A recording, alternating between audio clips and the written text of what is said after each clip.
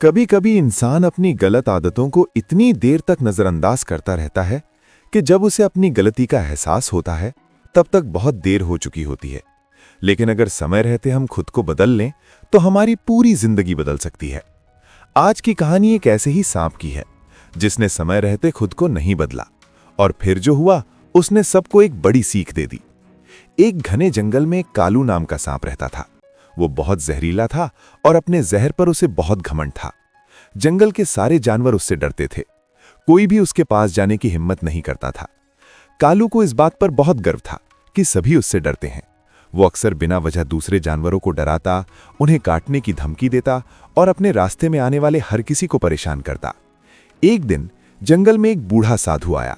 वो जंगल के किनारे एक पेड़ के नीचे बैठकर ध्यान करता था। साधु बहुत शांत और समझदार था। एक दिन कालू सांप वहां पहुंचा और उसने साधु को डराने की कोशिश की, लेकिन साधु बिल्कुल भी नहीं डरा। उसने शांत स्वर में कहा, तुम दूसरों को डराकर क्या पाना चाहते हो?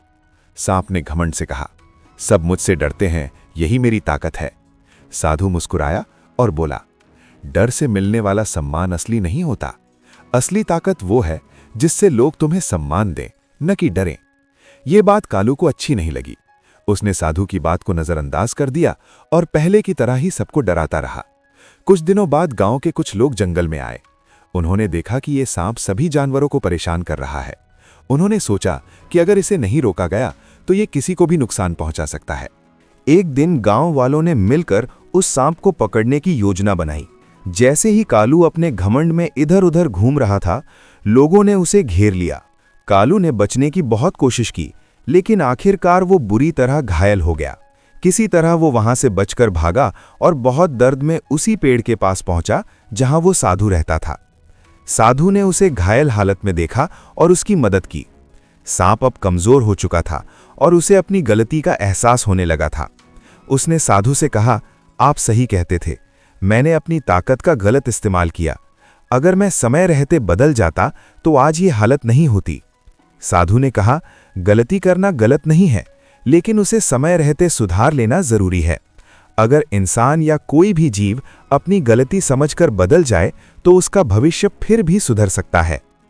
उस दिन के बाद कालू ने खुद को बदलने का फैसला किया। अब वो किसी को बिना वजह नहीं डराता था।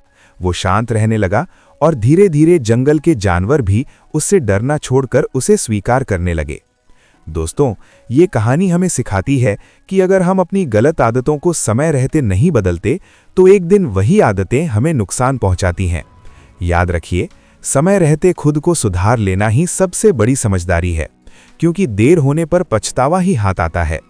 अगर आपको ये कहानी पसंद आई हो तो वीडियो को लाइक जरूर करें, अपने दोस्तों के साथ शेयर करें और ऐसी ही प्रेरणादायक कहानियों के लिए चैनल को सब्सक्राइब करना बिल्कुल न भूलें।